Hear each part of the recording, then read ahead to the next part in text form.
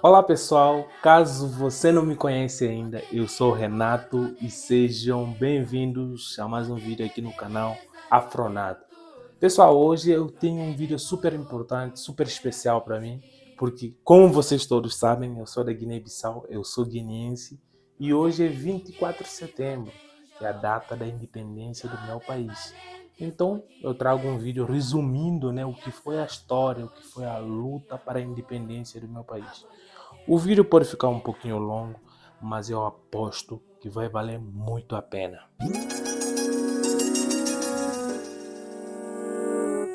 Após muito tempo sendo colônia portuguesa, muita gente já estava muito insatisfeita, porque tinha gente que passava por um trabalho análogo à escravidão, pois trabalhavam e não recebiam, e tinham pessoas que passavam por castigos, autoritarismo, além da exploração do nosso próprio território, que todos os bens eram levados para Lisboa, capital de Portugal, e nada se via transformando em riqueza para o próprio país. Mas tudo começou mesmo com um cara chamado Amílcar Cabral. Ele e mais outros africanos provindos de outros países que foram colonizados pelo Portugal organizaram e formaram movimentos para poder lutar contra o imperialismo, contra a colonização portuguesa. Confere aí. Se enfrentavam a indiferença da oposição portuguesa. Os nacionalistas africanos contavam, no entanto, com apoios na frente da luta internacional contra os impérios coloniais. E nesses anos 50, alguns deles iniciavam a sua preparação política, precisamente na capital do império que contestavam. Então estudantes cruzam sem Lisboa futuros líderes, sobretudo do MPLA, da Frelimo e do PAIGC, e investigam à margem da universidade. Nous, avec la création du Centre d'études africaines, nous voulions d'abord nous réafricaniser, si vous le voulez, n'est-ce pas? Parce que le travail d'assimilation portugaise qui avait exercé son influence sur nous, nous avait interdit de connaître, n'est-ce pas, nos propres racines. Et nous avons décidé, à Lisbonne même, tout en étudiant, tout en consultant des livres, n'est-ce pas, des documents, et en renforçant les rapports avec nos pays respectifs, n'est-ce pas, de retrouver nos sources africaines. Eles começaram pela o que eles chamaram a reafricanização dos espíritos, né? Mas sabe, nas nossas terras, naquele tempo, não se estudava as nossas terras, nem geografia, nem história, nem nada. Era, sobretudo, a geografia, a história de Portugal, depois a história universal, sobre as colónias a gente não sabia. Nós sabíamos mais da geografia de Portugal do que das nossas próprias terras. Nkrumah, o líder entre os líderes africanos, que então inspirava os sonhos emancipalistas de todo o continente, criava discípulos entre muitos universitários que frequentavam em Lisboa a casa dos estudantes do Império. Alguns viriam eles próprios a dirigir a luta pela independência em colónias portuguesas. Enquanto se forma em agronomia, Amílcar Cabral contacta a oposição portuguesa e desenvolve uma consciência nacionalista. Em 1956 cria o PAI, mais tarde PAIGC, Partido Africano para a Independência da Guiné e Cabo Verde. Moçambicano, Eduardo Mondlane frequenta a Universidade em Lisboa, recusa lecionar em Portugal e vai trabalhar para a ONU. Da unificação das forças nacionalistas moçambicanas, o DENAMO, o NAMI e MANU, resulta a Frelimo, de que Mondlane se torna o primeiro presidente. Angolano Mário de Andrade deixa a Universidade de Lisboa em 1955 e estuda Sociologia em Paris. Torna-se presidente do MPLA, movimento formado por grupos nacionalistas como o PLOA, o MINA ou o Partido Comunista. A liderança do MPLA passará depois para Agostinho Neto, médico que também estudara em Portugal. Holden Roberto cresceu e estudou no Congo, trabalhou em Nova Iorque. Antes de liderar a UPA, militou desde 1954 na UPNA, a União dos Povos do Norte de Angola, que pretendia restaurar o Reino do Congo, projeto apoiado por este país e pela Igreja Protestante e rejeitado por Portugal e pela Igreja Católica. Essa conversa da independência já estava sendo falado há muito tempo, mas tudo explodiu, tudo ficou para muito urgente depois de 3 de agosto de 1959, pois essa data onde os trabalhadores foram para reivindicar para melhorias de condições de trabalho no cais de Pinjiquiti, eles sofreram massacre, muita gente morreu, muita gente ficou ferida. Isso gerou uma grande revolta na sociedade guineense. Isso acabou sendo um dos grandes estopins para o começo da luta.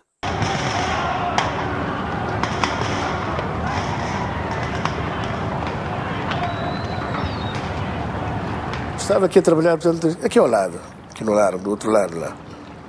Mas, de repente, à tarde, a tardinha, sentimos os tiros, os tiroteios. Uma mulher cabo-verdiana passou de longe, disse-me: o senhor Rafael, estão a matar no quê? O quê? Aproveitei um rapaz que passava com motorizada, que é para ir para o Porto. Passaram 1 hora, 2 horas de tempo, portanto, chegou-nos a notícia de que era uma revolta dos marinheiros cá no Porto de Pijiquiti, e houve aquele massacre. Esses marinheiros da Casa Gouveia que sabiam, por exemplo, das greves que se faziam em Dakar, em Conakry. Então, já tinham utilizado a greve uma vez e conseguiram o aumento de salários. De maneira que, nessa altura do Pichiquiti, justamente resolveram fazer uma greve para exigir um outro aumento. Na verdade, a Casa Gouveia aceitou. Simplesmente o administrador da Casa Gouveia tinha sido um administrador colonial. E ao receber a ordem da Casa Gouveia para fazer os pagamentos, não os fez. Diz: agora faço quando quiser, que vocês vão nos habituar a obedecer-me. Depois, quando apareceram militares, polícias e alguns civis armados atirando contra eles, então fugiram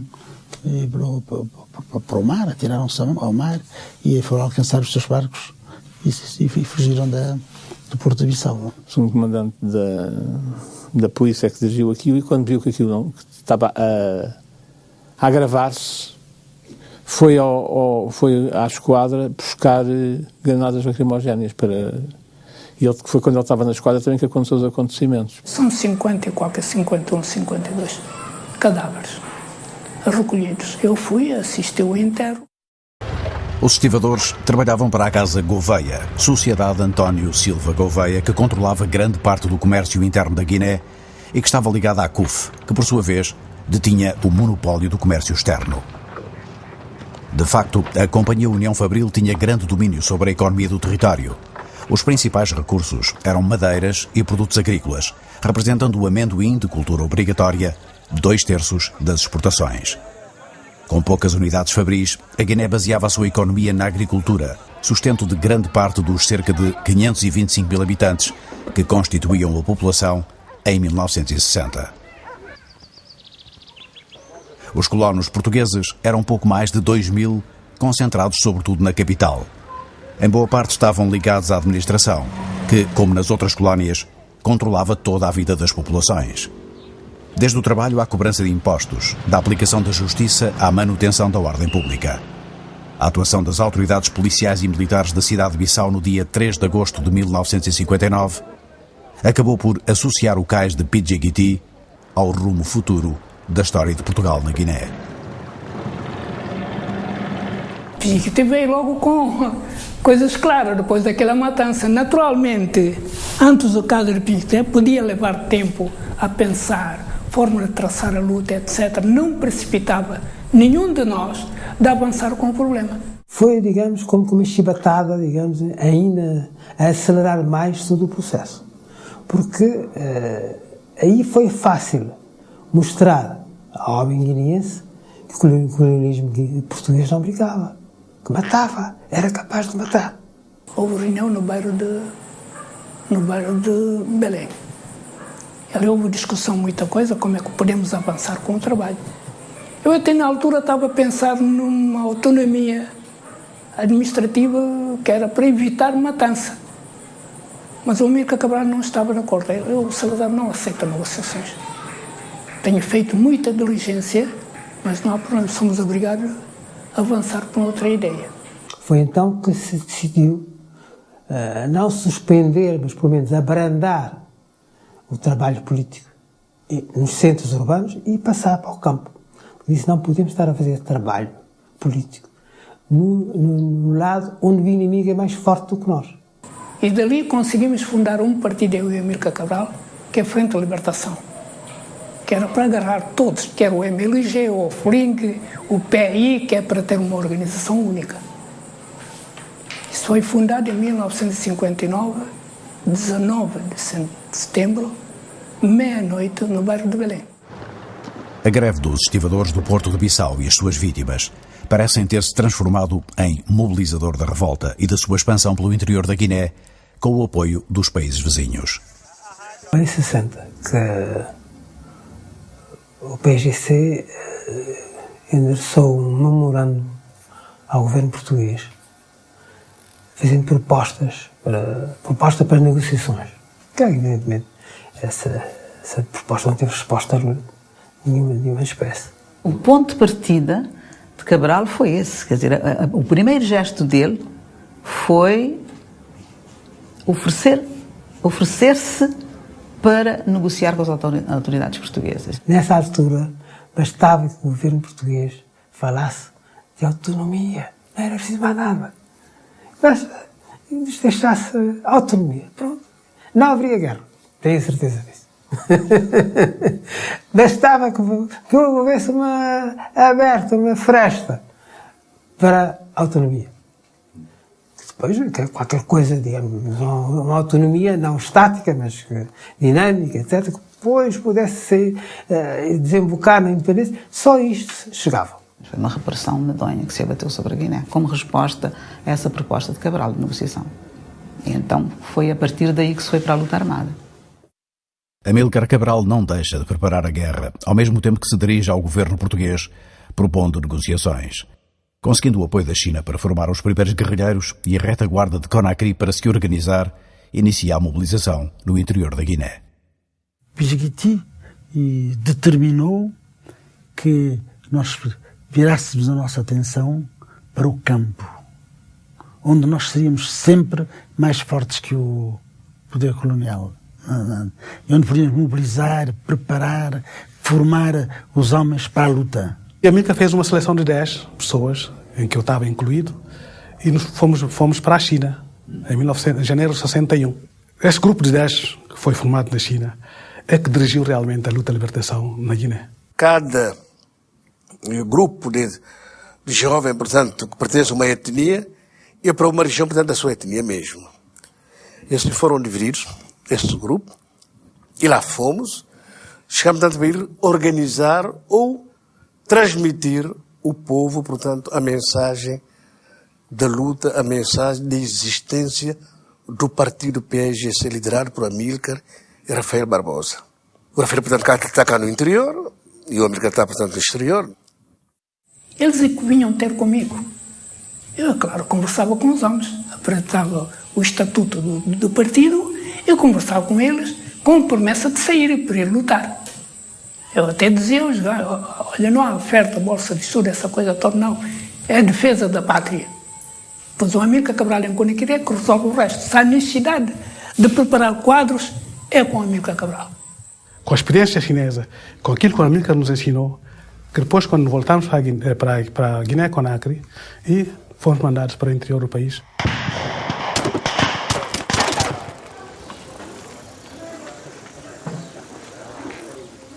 Em 1963 marca o início da guerra, conduzida pelo PAIGC.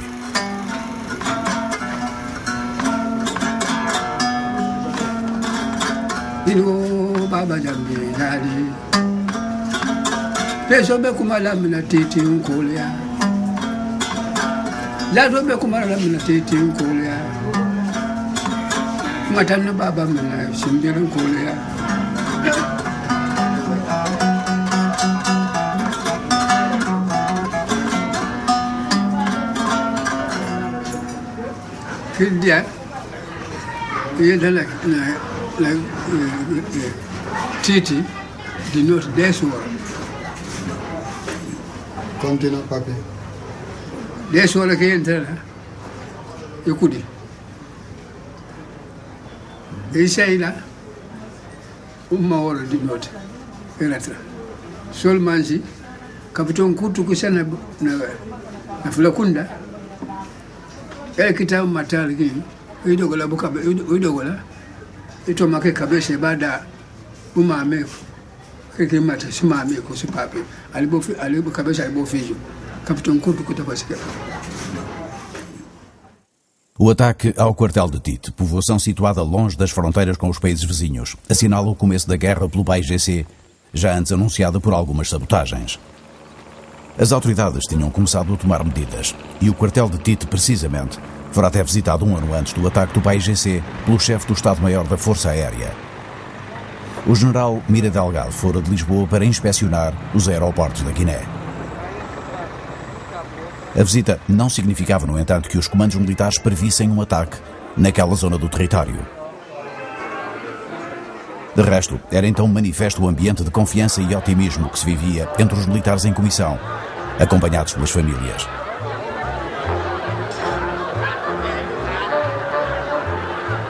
No entanto, nem toda a realidade estava na imagem, já que o quartel de Tite era então uma enorme cadeia, onde muitos prisioneiros encontravam a morte. As vagas de prisões, que incluíram Rafael Barbosa, dirigente do PAIGC, mostravam que os portugueses estavam informados da subversão que se preparava, mas não suspeitavam que seria aqui que, meses depois, soariam os primeiros tiros com que o PAIGC se propunha inverter a ordem colonial estabelecida. No início, os portugueses pensavam que era chegar e vencer. Era tortura, era violência, era tudo para intimidar as pessoas.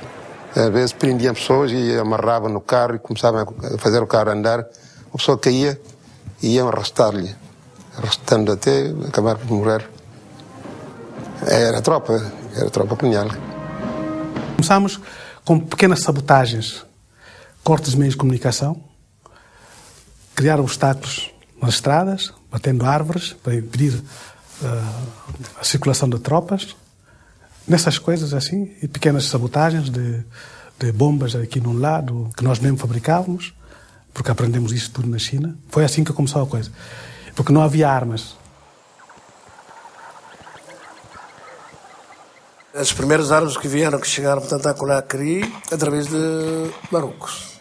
Começamos a transportar armas de Conakry para o interior do país, mas no sul. Só no sul. Era uma marca Pachanga, Rico, Rico também era checo, granadas, pistolas TT, mas foi, portanto, o desencadear mesmo da luta em 63, foi essas armas que serviram, portanto, em Tite. O assalto a Tite por 150 de homens com 4 pistolas, algumas espingardas Leonfield, granadas, katanas e flechas, foi comandado por Arafat Mané, que nos disse ter feito o ataque sem consultar Cabral e que só quando o ouviu falar na BBC tomou consciência de que tinha iniciado a luta armada. A primeira atividade do PAIGC na Zona Sul acho que foi uma surpresa para toda a gente. Não calculavam que isso pudesse acontecer. Nous avons adopté une stratégie qu'on pourrait appeler centrifuge, n'est-ce pas? Parce que au lieu de faire ce que les Portugais attendaient, de partir des périphéries de notre pays vers l'intérieur, nous avons parti de l'intérieur même vers les périphéries. C'est là que caractérise toute notre action militaire. O partido nunca quis que se começassem as ações na fronteira. O Amílcar foi sempre contra isso. Diz que se nós iniciarmos a ação armada na fronteira, as tropas coloniais vão fazer tudo para fechar as fronteiras. Portanto, a ação tem que ser começada no interior do país, no coração do país. E Tite foi identificado por isso. Perante o início das atividades da guerrilha e a sua rápida expansão pelo território, o dispositivo de defesa português, que em 1962 já dispunha de cerca de 5.000 homens, quase duplica no final de 1963. Há agora uma malha de quadrícula mais apertada, acentuando-se a presença militar em zonas de fronteira.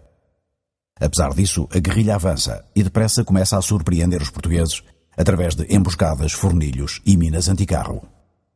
Na Guiné começou logo com a guerrilha regular. Não houve aquela fase inicial de Angola do terrorismo, propriamente dito, e do guerrilheiro com a katana.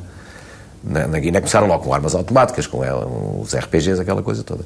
Nós emboscávamos, portanto, em pequenos grupos, em diferentes locais, mas em vários locais. E eles, portanto, que iam, portanto, fazendo aquela guerra de guerrilha, às vezes, né? E ganhavam, portanto, algum troféu, né? E apanhavam de uma arma, um G3, um Mauser.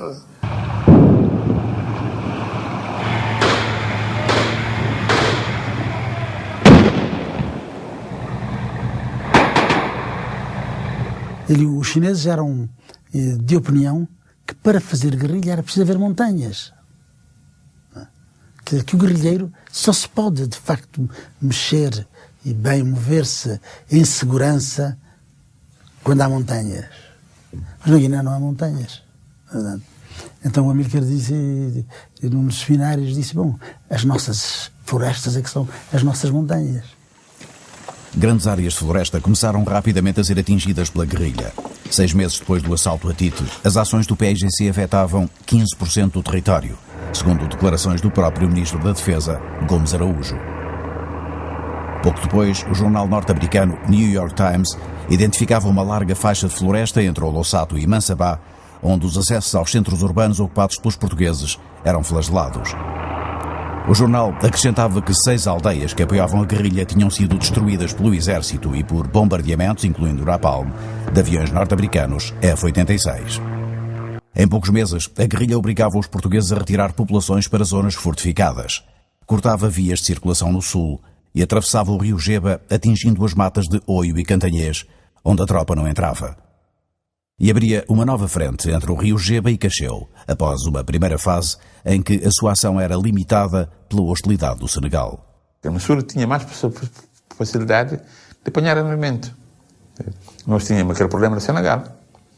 E nós tínhamos poucas armas. Pistola, por exemplo, eu tinha uma pistola, eu tinha quase 50 pessoas comigo. Só a única pessoa que tem pistola sou eu. Só acreditava. Depois, introduzimos alguns metralhadores pequenos. Por exemplo, um grupo de 20 homens, 30 homens, havia só 2 armas. Nós começamos com um transporte de meio de população. Uma viagem de quase 2 semanas. É duro. Muitas pessoas morriam no caminho mesmo. As pessoas não podiam andar mais. Diz que eu prefiro morrer. Isso é uma grande dificuldade, porque a pessoa não aguentava. Nós tínhamos 2 perigos. Corria para não ser atacado por tropas portuguesas, também senegaleses. Países vizinhos da Guiné, o Senegal a norte e a Guiné-Conakry a sul, hostilizavam-se mutuamente. O presidente do Senegal, Senghor, receava que Amílcar Cabral se tornasse num instrumento do seu adversário, Sékou Touré, o presidente da Guiné-Conakry que acolhia e apoiava a guerrilha do PAIGC. Senghor preferia que os guineenses optassem pela via pacífica.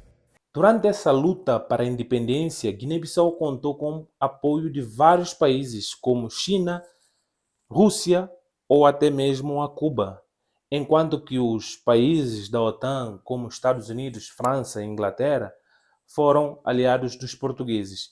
Mas o Amílcar Cabral não deixou barato nada disso não. Vamos conferir o que ele falou nesse aspecto. E era até nessa mesma Europa que Salazar conseguia garantir apoios militares e financeiros, junto de aliados como a França, a Alemanha Ocidental e até mesmo a Inglaterra, com cujas representações diplomáticas ou governamentais o próprio chefe do governo dialogava em São Bento.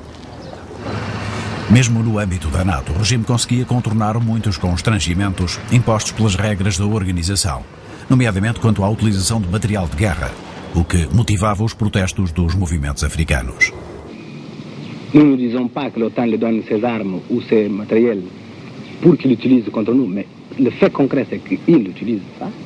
Si, par exemple, votre équipe partait à Bissau pour faire un tour chez nous, vous voyagerez dans des avions américains ou allemands, n'est-ce pas, ou dans des hélicoptères français, dans des canonnières françaises, n'est-ce pas, que le Portugal ne peut pas du tout fabriquer chez lui et qu'il utilise contre nous dans la guerre. Voilà donc quels sont les États, les pays qui aident volontairement ou non, mais ils aident le Portugal. Bom, a luta já estava no seu 10º ano, até que aconteceu isso. Enquanto é atingido no seu principal reduto, o PAIGC vai sofrer o seu mais profundo golpe. Uma forte preparação de bombardeamentos e de artilharia e lançaram depois as tropas aerotransportadas, portanto por helicópteros, e os fuzileiros navais, que conseguiram ocupar, vamos chamá-la, uma cabeça de ponte, aí, nessa zona, e avançar e criar condições para a implantação ou reativação desse quartel de Iemberém. E, portanto, nós respondemos no imediato, chegamos, e pronto, aí os combates começaram. Isso teria levado, correu, enfim, um bom período, qualquer coisa como quase um mês, vindo a culminar com o assassinato de Cabral. Lembro-me perfeitamente bem a forma como recebemos essa notícia. À noite, ouvindo, portanto, a rádio da Guiné-Conakry, muito baixinho, porque as forças estavam muito próximas, portanto, umas das outras, ouvimos a notícia do assassinato de Cabral. Cabral é tombé hier samedi, 20 janvier 1963. Já falei sobre isso, não sou necessário a recordar. Não é um assunto, digamos assim, agradável estar eternamente a recordar isso. Já foi muito falado, se me pode encontrar. Eu mesmo já falei. Cabral resistiu. A ideia realmente era amarrá-lo e levá-lo para um barco que estaria já próximo das águas territoriais da República da Guiné. E nesse barco estariam os colonistas, entregá-los, e esse barco então é que levá-los iam a Bissau. Cabral resistiu, Cabral não quis ser amarrado, mas disse que por isso mesmo é que eu estou a lutar, porque acabam para que deixemos de amarrar as pessoas. Um ser humano não pode ser amarrado, de maneira que a mim ninguém me poderá amarrar. Se há problema, vamos sentar, vamos discutir, vamos conversar. Depois chamou a Turing que disse: olha, eu prefiro ser morto, ser amarrado. Antes não conseguiram amarrá-lo e... Nem tinha guarda-costas, nesse dia estávamos dois sozinhos, ele recusou salvar o guarda-costas. Ele nunca dava guarda-costas para nada. A primeira bala que leva foi nos lados do fígado. Ele cai no chão e continua a falar.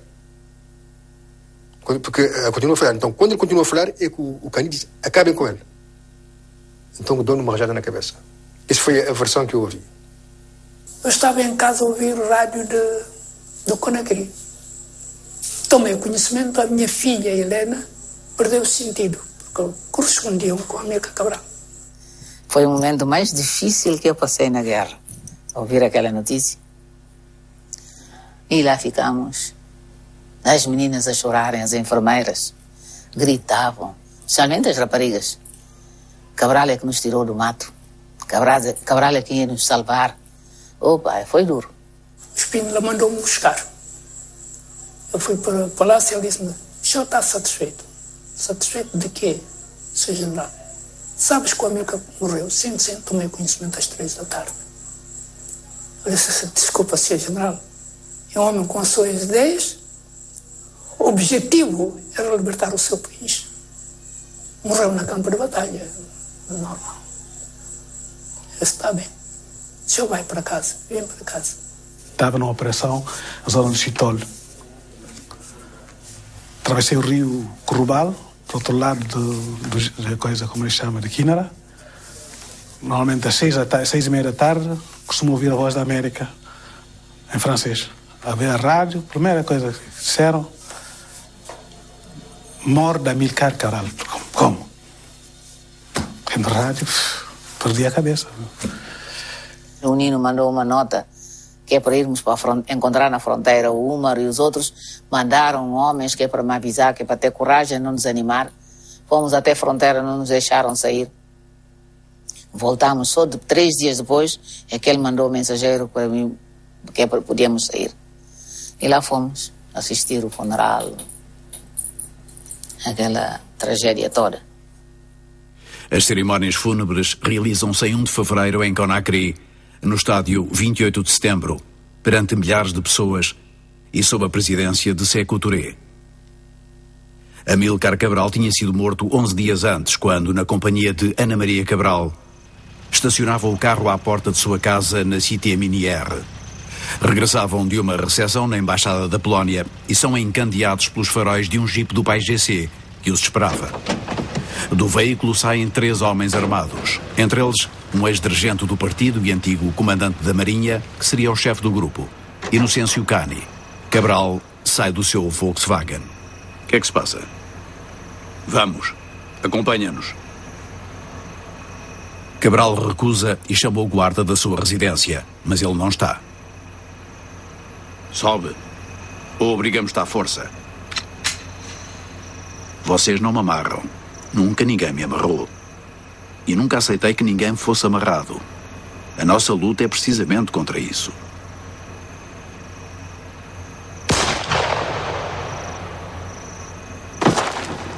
Inocêncio Cani desaparece por momentos. Cabral reergue-se. Dirige-se aos outros dois. Porquê, camaradas? Se há divergências, vamos discuti-las. Cani regressa de súbito. O quê? Ainda falas? Acabem com ele, já! Uma rajada fatal. Cabral, atingido na cabeça, cai. Morto. Bom, a morte do Amílcar Cabral se constituiu uma das maiores perdas, se não a maior perda que o PSGC já teve desde que a luta começou. Isso foi um grande golpe, porque as pessoas já estavam andando muito desanimadas, mas se por um lado isso serviu de desânimo, de falta de crença em algumas pessoas, não demorou muito tempo até que isso sirva de gás, de energia, de raiva e deu a gana para os soldados, para a tropa do partido PSGC, os combatentes da Liberdade de Pátria, correrem atrás, irem com sangue nos olhos para cima dos portugueses e ainda puderam contar com um míssil antiaéreo que a União Soviética financiou, que é a Estrela, e os portugueses queimaram. Rhodes pensou que o assassinato do Amílcar ia, parar tudo. Aliás, nessa altura puseram alto-falantes nos helicópteros, diziam: a guerra já acabou, a guerra já acabou, já acabou. Saiam e venham entregar. Entregam as vossas armas, a guerra acabou. O Amílcar Cabral já morreu. Portanto, já não há mais guerra, vocês devem sair para entregar. Então daí, os militares reuniram e acharam que a guerra devia continuar. Foi na altura que chegou a Estrela. A arma não era conhecida.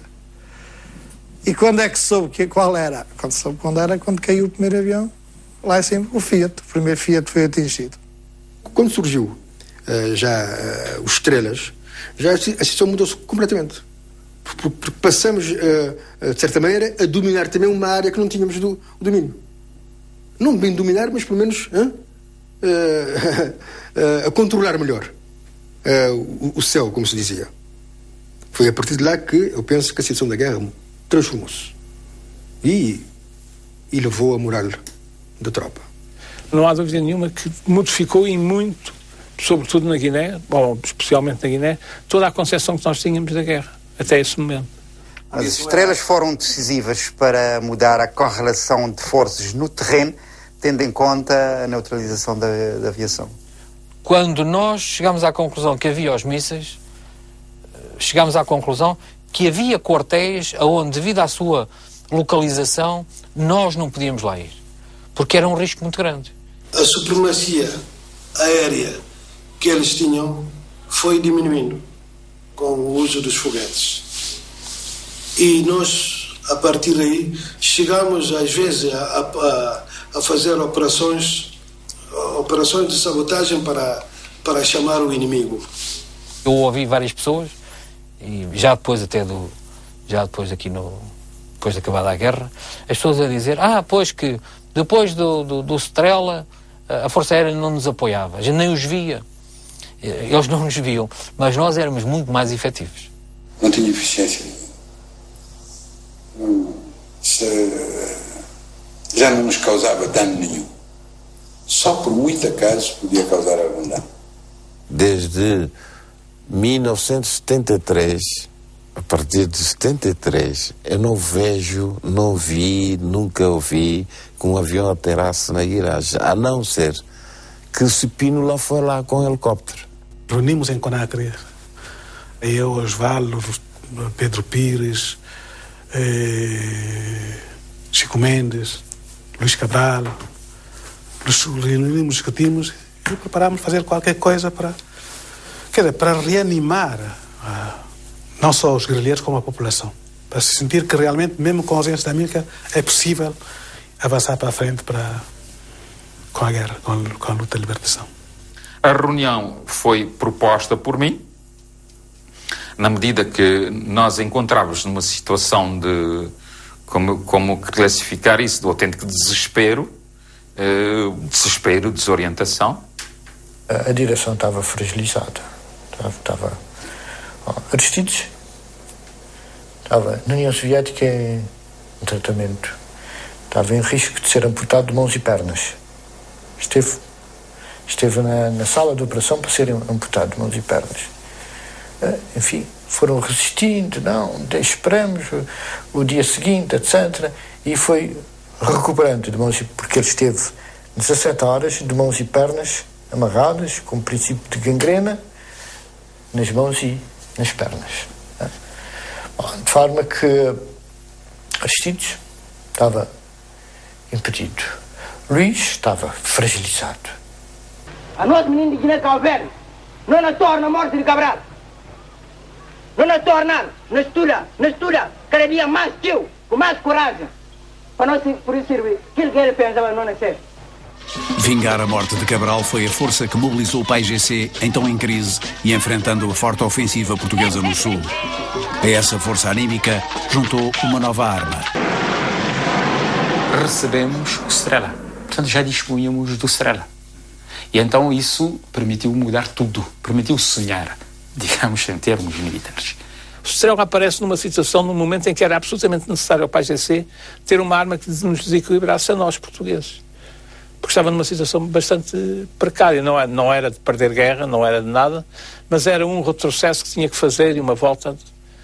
Apareceu o Strela imediatamente. O míssil antiaéreo Sam-7 Strela é uma arma ligeira de fabrico soviético que por si só vai influenciar o próprio curso do conflito. Para ser sincero, isso mudou radicalmente a coisa, a nossa mentalidade guerrilheira, a nossa esperança, o nosso entusiasmo. A Strela mudou. Porque a única coisa que nos dificultava grandemente era a aviação. Houve uma mudança, houve uma outra dinâmica na luta. E mesmo em termos psicológicos, teve um impacto favorável na nossa tropa, que sentiu que esse armamento viria a precipitar os acontecimentos. O senhor já viu o que é meter nas matas à noite para ir atacar um quartel? Pouca visibilidade, etc., essa coisa toda. Porque não era possível durante o dia. Não se podia. Isso mudou completamente a coisa. Primeira vez, quando eu vi que o aparelho foi atingido, disse então, ganhamos a guerra. Não é ganhar, como não, porque ganhar não é possível. Mas eu disse assim, ganhamos a guerra. A aviação foi sempre o inimigo número 1. Não só por impedir que as nossas forças armadas evoluíssem de forma mais ou menos livre no terreno, estavam muito condicionadas, inclusive as horas de combate, etc., a duração dos combates eram ditados pela aviação, como também essa mesma aviação exercia pressões enormes sobre a população.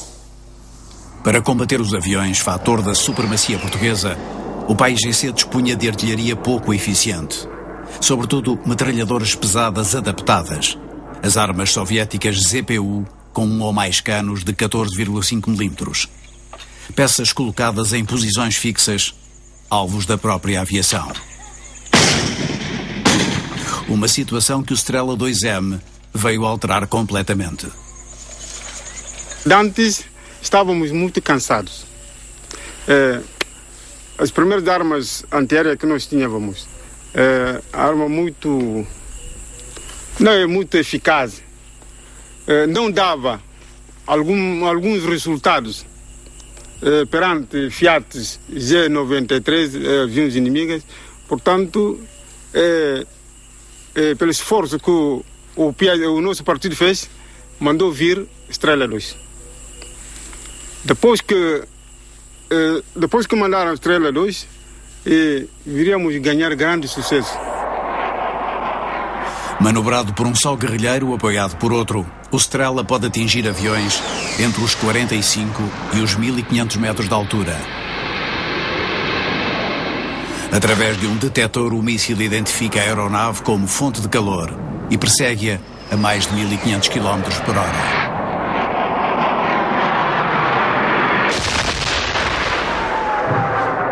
Foi uma alegria enorme. Até houve populares que foram com uma katana para ir cortar um pedaço do avião. Porque é óbvio que eles tinham um ódio ao avião, era uma coisa terrível. E os próprios guerrilheiros diziam, bom, agora já podemos estar à vontade até nas lalas. As lalas estão as planícies descobertas.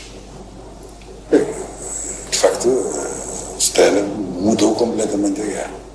Ficámos muito satisfeitos, porque era um dos forças que nós sentíamos a partir de 1968, 69, 70, 71. Era uma guerra tão dura, a aviação inimiga. Sempre passávamos mal, mas depois que recebemos Estrela, ficámos satisfeitos. Para a alegria dos guerrilheiros, os temíveis bombardeios pareciam agora ao seu alcance. O PAIGC afirma ter recebido os mísseis entre janeiro e fevereiro de 1973, a seguir à morte de Cabral, que os tinha pedido à União Soviética após ter sabido informalmente da sua existência, através de elementos do Comitê Central. O Amílcar conseguia cativar muita gente, muitas pessoas, não é? Porque as pessoas, para além de cumprir o seu dever, mesmo naquele clima rígido que havia ali na União Soviética, acabavam por se interessar pela nossa luta de libertação. Porque o Amílcar tinha sempre um gesto de simpatia e levando a esses amigos selos africanos ou estatuetas africanas, tal, falando-lhes da luta e nas horas das refeições. As pessoas acabavam por se tornar amigos da luta, não é? E então, quando tiveram essa arma, que é uma arma muitíssimo ligeira, como sabem, né? Um homem pode carregar isso. Então fizeram-nos saber isso. E o Amílcar foi a Moscou pedir essa arma. Os russos não queriam dar. Os russos perguntaram, mas como é que tu sabes que temos essa arma? E a Amílcar tinha a revista. E mostrou a revista. E disse, se vocês são meus amigos, dê-me essa arma, porque é com essa arma que eu vou ter dificuldades para libertar o meu país. São meus amigos, dê-me essa arma. Disse, eu lembro bem a frase da Amílcar que disse assim, tenho sede de água, dê-me água. São meus amigos, vamos dar água. Vamos dar água ou não vamos dar água? O general riu-se. Disse, você é nosso amigo, não, vamos dar-lhe a arma. Foi a partir daí que voltámos depois e foi organizar um grupo que foi para a União Soviética para preparar essas armas. Foi o Manecas e... À medida que nós iríamos ter uma nova arma eficiente contra os meios aéreos e que, enfim, era preciso escolher o que nós tivéssemos de melhor para fazer esses tais na União Soviética, nem da União Soviética. Manuel dos Santos, Manecas, e mais 23 guerrilheiros de que ele virá a ser o comandante, partem em dezembro para a Crimeia, na Ucrânia. Durante 3 meses, recebem treino num campo perto da cidade de Simferopol e tiram conclusões sobre a sua nova arma. Quando nós ficamos a conhecer que a arma era uma arma extremamente portátil, pequena e eficiente contra a aviação, nós avaliamos qual era a importância que isso poderia ter no terreno de operações. Em 20 de março, o Tenente-Coronel Almeida Brito e o Tenente Miguel Pessoa, pilotando 2 Fiat G91 junto à fronteira norte, são os alvos não atingidos do primeiro míssil Strela disparado na Guiné. 2 dias depois, um segundo míssil também não atinge um DO-27 na área de Bigen. No dia 25, a nova arma derruba o primeiro avião, um Fiat G91 que sobrevoava o corredor de Guilherme, pilotado pelo Tenente Miguel Pessoa, que consegue ejetar-se. 3 dias depois, o Strela faz a sua primeira vítima mortal, abatendo na zona do Boé o jacto do Tenente-Coronel Almeida Brito, enquanto um outro Fiat escapa a um novo disparo.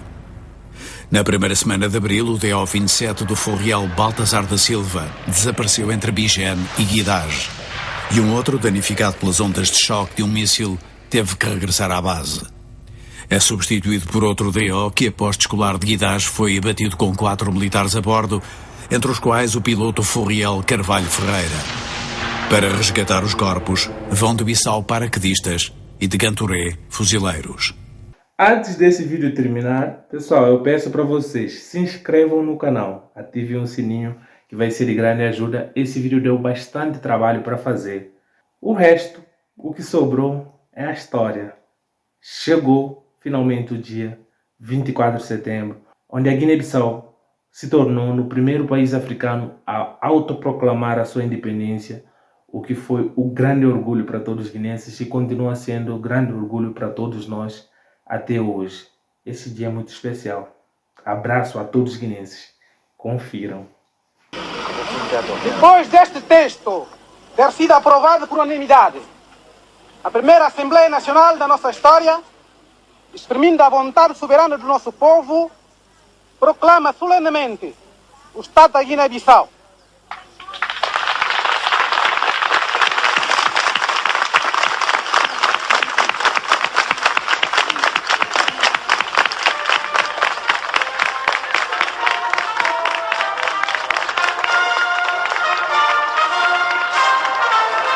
Fiquei satisfeito por ser escolhido para proclamar o Estado da Guiné-Bissau. Considero para mim uma honra e uma coisa que ficará na história do povo da Guiné. O facto de termos podido chegar à medida do bem e proclamar-se, está cá o nosso Estado soberano e independente, como Cabral queria. Isso para mim foi o ponto mais alto. Foram momentos inolvidáveis, enfim, mas tudo aquela cerimónia no mato,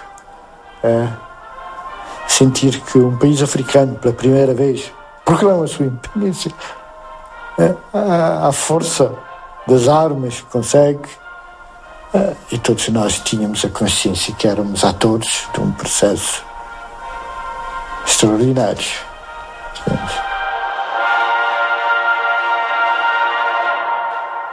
Vieram várias delegações vindo de todas as regiões do país e também as delegações estrangeiras, né? Aquelas que foram convidadas para ir assistir. Eu comprei aquele dia e quando iniciamos a luta, isso fez uma emoção, fiquei bastante emocionado. É sério. Comprei. Quando iniciamos a luta, com pistola só. E ver naquele dia alguns diplomáticos, alguns países assistiram à proclamação de independência dentro do mato do nosso país. Depois de 10 anos de luta armada vitoriosa, sob a direção do nosso glorioso partido, criado e dirigido na sua linha de pensamento e de ação por nosso imortal camarada Amílcar Cabral,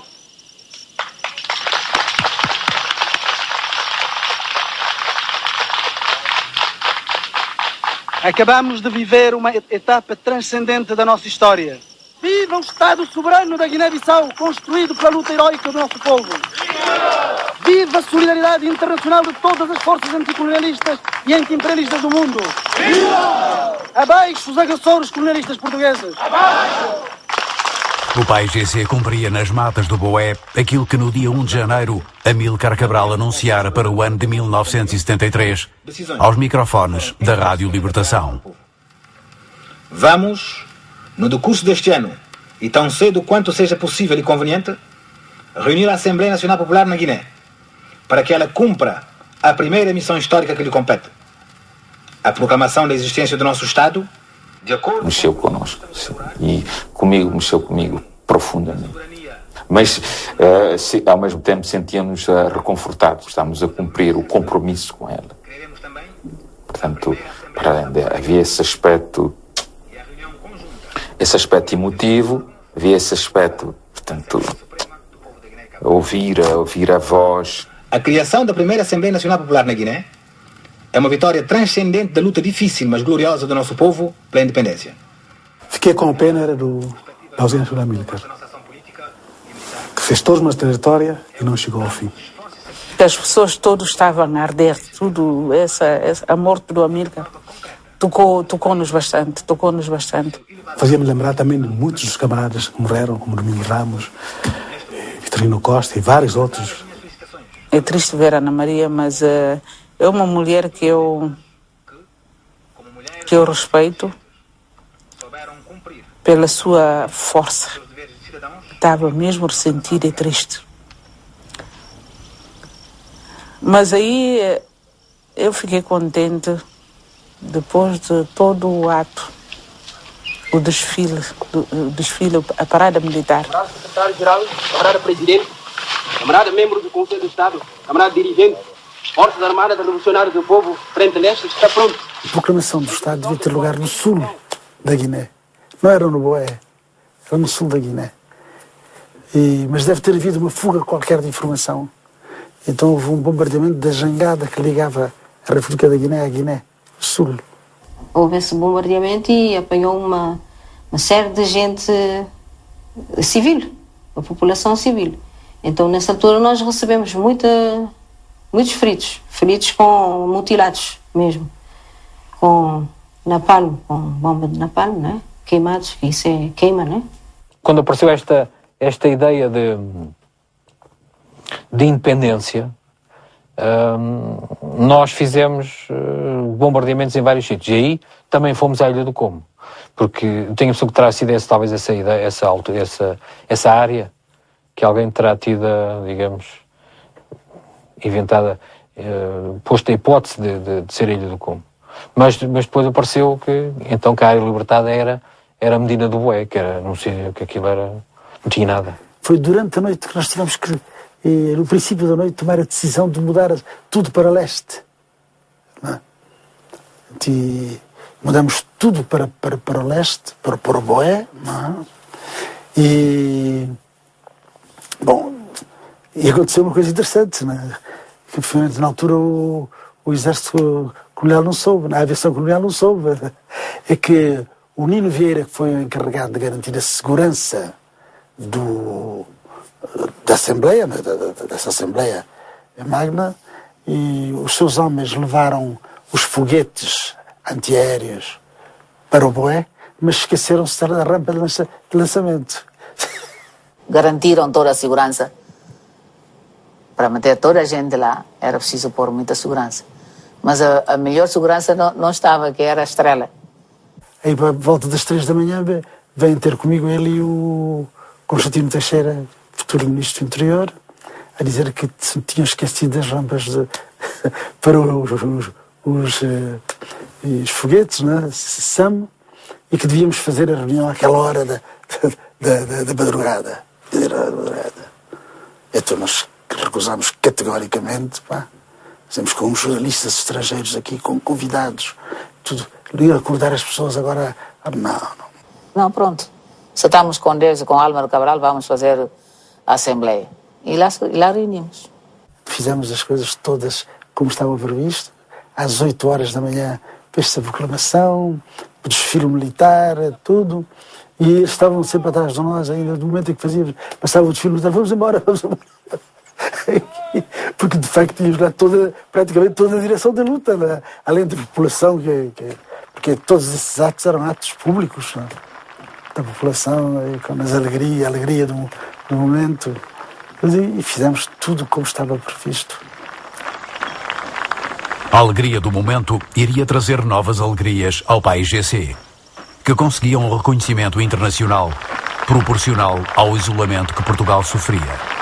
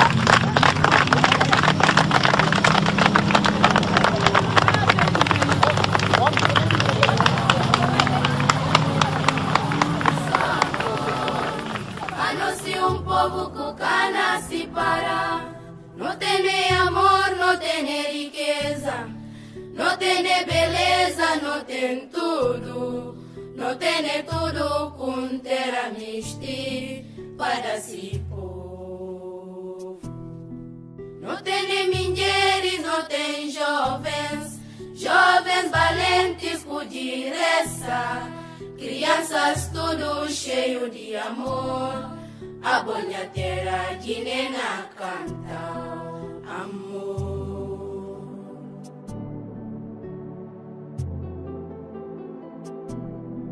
No crioulo muito sabe, que tá unido para amor. A nós povo tão humilde, não vive, não cana se para amor.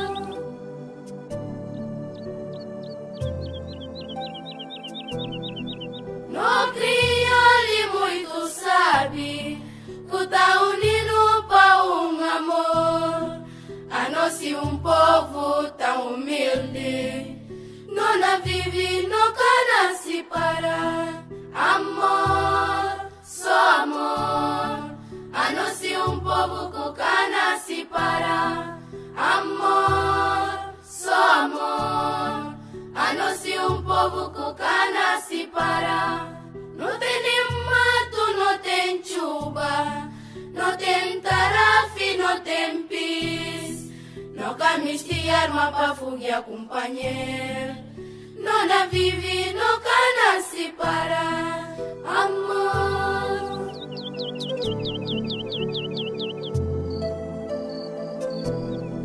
Não terá pequenino e sabe cumpo, e precisam papo e cabeça. Alá meninos papo e na escola. Na escuridão que o mundo te ensino, que não tem.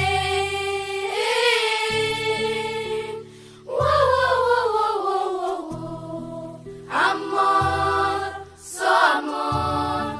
A nós povo que cana se para amor, só amor. A nós povo que cana se para. Nem sol, nem chuva, nem frio, cana se parando. Amor, amor, amor, amor. A nós povo que cana se para. Cana se para, no cana se para. A nós povo que cana se para. Cana se para, no cana se para. A nós povo que cana se para.